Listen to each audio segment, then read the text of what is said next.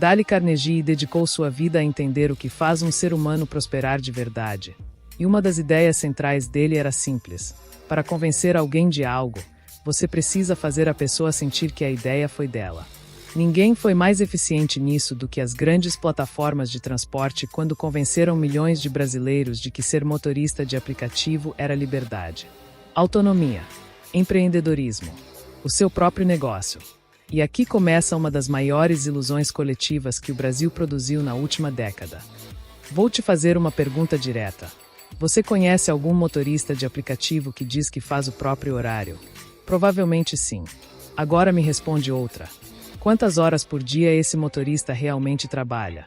Porque segundo pesquisa da Gigio realizada em 2025 com mais de 1.200 motoristas em todos os estados do Brasil, a jornada média está em 52 horas semanais. Isso dá mais de 10 horas por dia, 6 dias por semana. Existe liberdade nisso? Existe autonomia? Ou existe a sombra do financiamento do carro pairando como um credor invisível que nunca tira o dia de folga? E é aqui que a coisa fica interessante, porque o discurso de liberdade é o produto mais bem vendido dessa indústria, mas os números contam uma história diferente. O motorista de aplicativo não tem patrão, isso é verdade. Mas tem algo que assusta mais do que qualquer chefe.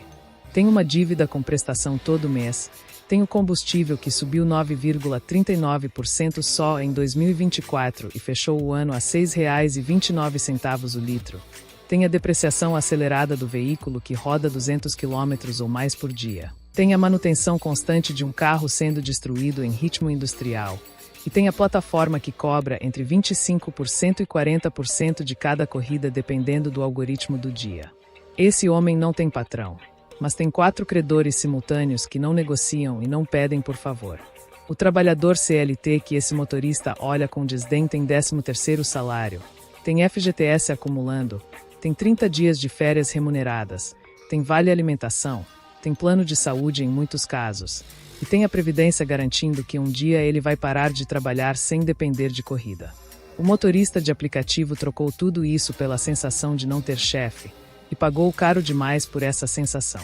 Segundo o IBGE, apenas 25,7% dos motoristas de aplicativo contribuem para a previdência. Isso significa que mais de 3 em cada 4 estão construindo uma vida sem rede de proteção nenhuma para o dia em que o corpo não aguentar mais. Mas o que ninguém fala ainda é que esse homem abriu mão também de uma coisa que parece pequena, mas não é. Ele trocou a satisfação de ter um carro por ser motorista de estranhos. Aquele veículo que era símbolo de conquista, de independência, de ir e vir quando quisesse, virou ferramenta de trabalho de terceiros.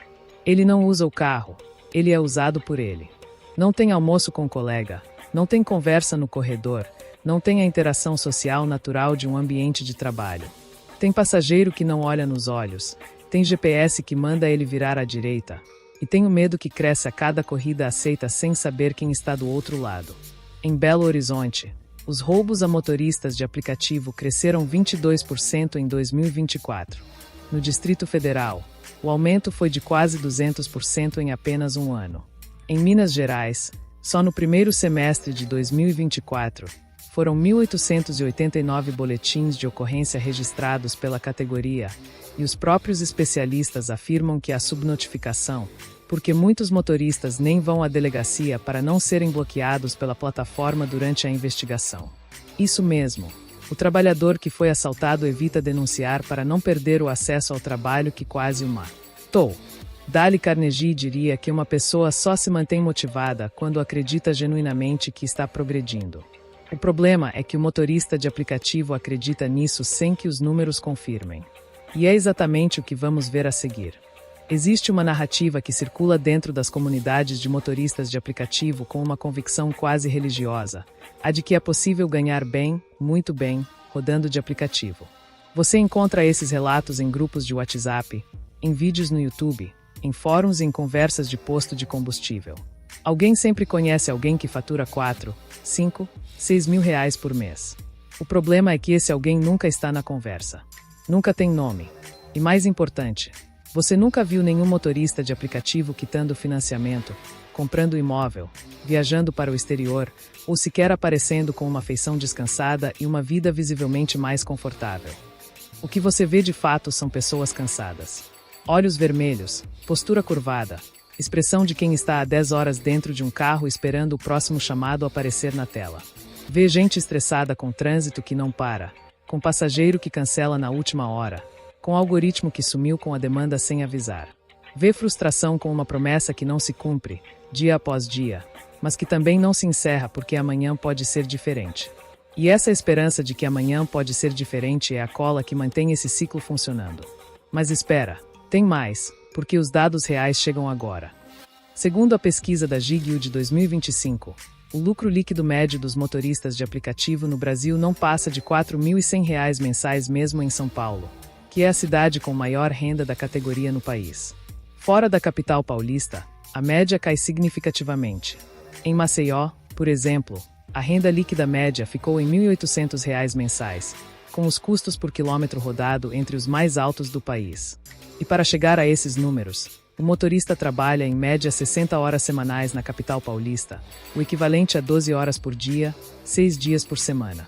Para ganhar o que um analista júnior com carteira assinada ganha trabalhando 8 horas, o motorista de aplicativo trabalha metade do dia a mais, sem férias, sem 13º, sem FGTS e sem nenhuma garantia de que amanhã vai ter corrida.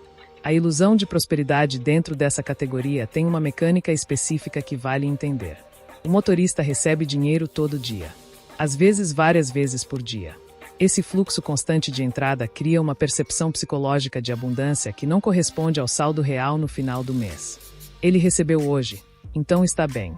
Recebeu ontem, então está bem. O problema é que o carro precisa de troca de óleo. O pneu furou, a revisão de 50 mil quilômetros chegou, o combustível subiu de novo, e a plataforma mudou o algoritmo e reduziu a tarifa da sua região sem avisar ninguém. Esses gastos não aparecem todos no mesmo dia, mas aparecem todos, e quando chegam juntos, limpam o que havia entrado nas semanas anteriores. A pesquisa da Gigio revelou ainda que 92% dos motoristas de aplicativo estão endividados em 2025. 92%. E em 68% dos casos, as dívidas comprometem despesas básicas como alimentação, moradia e contas domésticas. Isso não é o retrato de uma categoria próspera que encontrou um modelo de trabalho inteligente. É o retrato de pessoas presas num ciclo onde o dinheiro entra e sai em velocidade idêntica, onde não existe acumulação real, onde não existe construção patrimonial, onde o ativo principal, que é o carro, está se desvalorizando a cada quilômetro rodado e aumentando em manutenção na mesma proporção. Dale Carnegie entendia que o maior inimigo do progresso real é a ilusão de progresso. E a ilusão aqui é perfeita. O motorista está sempre em movimento, sempre fazendo algo, sempre com dinheiro circulando pelas mãos. Mas circular não é o mesmo que acumular. Mexer não é o mesmo que avançar. E trabalhar muito não é o mesmo que prosperar. O próximo ponto muda tudo, porque o que ninguém conta ainda é onde esse dinheiro vai de verdade e por quê. Chegamos ao ponto que ninguém tem coragem de dizer em voz alta, talvez porque machuca demais, talvez porque expõe algo que vai além do trabalho em si e toca numa questão de educação financeira e psicológica que o Brasil ainda não resolveu. A verdade não contada sobre ser motorista de aplicativo é que o modelo em si está estruturalmente em déficit para quem depende exclusivamente dele, e os gastos que esse trabalho gera não são apenas financeiros. O motorista de aplicativo opera num nível de exposição ao risco que a maioria das profissões nunca vai exigir. Ele aceita desconhecidos dentro do seu carro dezenas de vezes por dia. Ele circula por regiões de alto risco em horários que qualquer trabalhador convencional já está em casa. Ele carrega celular à vista, dinheiro às vezes, e um bem de valor alto que está na rua o tempo todo. Os números já foram apresentados aqui nas partes anteriores, mas vale reforçar. Em BH, um assalto a motorista de aplicativo a cada 17 horas em 2024. Em Minas Gerais, mais de 10 mil boletins de ocorrência registrados pela categoria desde 2021, com subnotificação confirmada pelos próprios especialistas porque muitos motoristas não registram para não serem bloqueados pela plataforma. Esse risco não é remunerado. Não existe adicional de periculosidade, não existe seguro pago pela plataforma. Não existe compensação real pelo fato de que a cada corrida aceita existe uma probabilidade não desprezível de que o passageiro não seja apenas um passageiro. E é aqui que a coisa fica interessante. Porque o estresse gerado por esse ambiente de risco constante tem um custo que aparece de forma muito específica no comportamento financeiro da categoria. Pessoas sob estresse crônico gastam mais. Isso não é opinião, é psicologia comportamental documentada. O estresse ativa mecanismos de busca por recompensa imediata como resposta ao desconforto constante. O motorista que passou 8 horas com medo de ser assaltado, que lidou com passageiro grosseiro, que rodou 30 minutos para fazer uma corrida de R$ 12, que ficou 40 minutos parado sem chamado, esse motorista chega em casa ou faz uma pausa com uma necessidade psicológica real de compensação. E compensa. Com comida que não devia comer, com gasto que não planejou, com compra que não precisava fazer agora. Isso não é fraqueza moral, é fisiologia do estresse aplicada ao comportamento financeiro, e ela consome uma parte invisível do que esse trabalhador fatura. Somado a isso, existe a ausência quase total de educação financeira dentro da categoria. Segundo a GIGU, 92% endividados, com 68% comprometendo despesas básicas. Esses números não existem porque os motoristas são irresponsáveis, existem porque ninguém preparou essas pessoas para administrar uma renda variável, sem data certa, sem previsibilidade, sem 13º para pagar dívidas acumuladas no final do ano. O trabalhador CLT sabe que no dia 5 chega o salário. O motorista de aplicativo sabe que hoje vai entrar alguma coisa, mas não quanto. E não sabe se amanhã vai estar bem do corpo para trabalhar, se vai ter demanda, se o algoritmo vai cooperar ou se vai chover e o trânsito vai inviabilizar a operar. Dale Carnegie dizia que o sucesso de uma pessoa começa no momento em que ela para de se iludir e enxerga a situação como ela realmente é. E a situação real é essa. Ser motorista de aplicativo é trabalhar mais horas do que qualquer CLT, ganhar menos do que o discurso da categoria promete, sem proteção previdenciária, sem benefícios, com risco físico real e constante, com o bem se depreciando debaixo de você a cada quilômetro, com uma plataforma que pode te desligar sem explicação e sem indenização, e com um modelo financeiro que não acumula porque não foi desenhado para acumular. Não é liberdade. Não é empreendedorismo. É uma correia de transmissão onde o trabalho entra numa ponta e a dívida sai pela outra, com o motorista no meio acreditando que amanhã vai ser diferente. E enquanto essa crença persistir, o modelo vai continuar funcionando, não para quem dirige, mas para quem criou o aplicativo.